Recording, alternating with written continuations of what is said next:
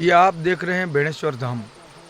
बेणेश्वर धाम पर 21 अगस्त 2025 से 3 सितंबर 2025 आज 14 दिन हो गए हैं और पानी लगातार बढ़ता हुआ नज़र आ रहा है।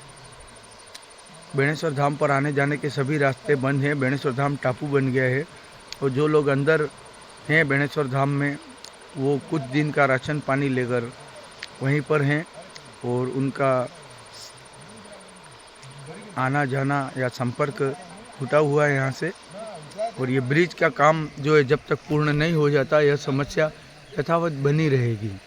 इसलिए जल्द से जल्द ब्रिज का कार्य अगर पूर्ण होगा तो ही बेणेश्वर का विकास संभव है। सभी बाहर से दर्शनार्थी आ रहे हैं। जयपुर, उदयपुर, अजमेर, झुंझुनू, कई जगह से, मध्य प्रदेश से, गुजरात से सभी बाहर बैरिकेड लगे हुए वहाँ से वापस लौट कर जा रहे हैं।